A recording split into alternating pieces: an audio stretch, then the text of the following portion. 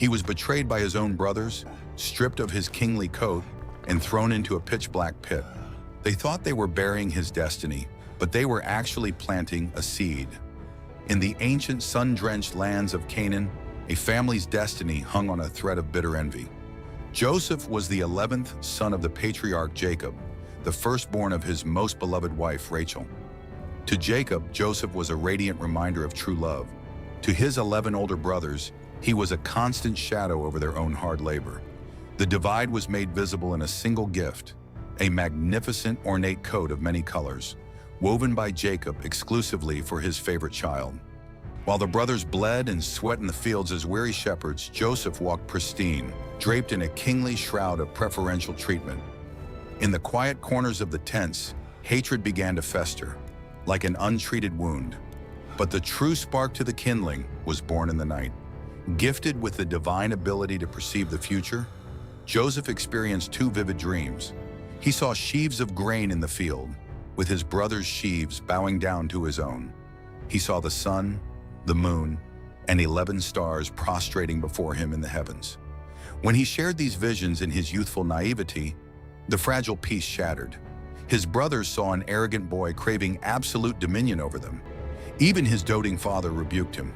Yet while the brothers' jealousy burned into a murderous rage, Jacob kept the matter in his heart, sensing a hidden, higher purpose. The breaking point arrived on a desolate day in Shechem. Sent by his father to check on the flocks, Joseph approached his brothers from a distance, his colorful coat gleaming in the harsh midday sun. Here comes the dreamer. The conspiracy was swift. They seized him, violently stripped him of his beloved garment, and cast him into a deep, pitch-black, empty cistern. As Joseph wept and pleaded from the depths of the earth, his brothers sat just yards away, callously eating their bread. His life was spared from direct murder only by a dark stroke of pragmatism. Seeing a passing caravan of Ishmaelite traders bound for Egypt, they hauled Joseph out of the dirt and sold him into slavery for 20 miserable pieces of silver. To cover their tracks, they dipped the beautiful coat in the blood of a slaughtered goat and presented it to their father. Jacob's spirit broke. He wept for years, inconsolable, believing a wild beast had torn his precious son to pieces. But the darkness of a pit could not thwart a divine design. In Egypt, Joseph was sold to Potiphar, an officer of Pharaoh. Through years of betrayal, false accusations by his master's wife, and a cruel, unjust imprisonment in a stone dungeon, Joseph remained unyielding in his faith. And then came Pharaoh's nightmare. When all the wise men of Egypt failed, the Hebrew prisoner was summoned. Pharaoh had seen 7 fat cows devoured by 7 gaunt ones, 7 healthy ears of grain consumed by 7 withered stalks. Guided by a divine hand, Joseph spoke the truth. 7 years of unparalleled abundance would be instantly swallowed by 7 years of a catastrophic global famine. Stunned by his wisdom, Pharaoh elevated the slave. Joseph was given the royal signet ring, clothed in fine linen, and crowned as the Grand Vizier, second in command over all of Egypt. When the devastating famine finally struck, it spared no one, reaching all the way back to the parched lands of Canaan. Desperate for survival, Jacob sent his remaining sons to Egypt to buy grain.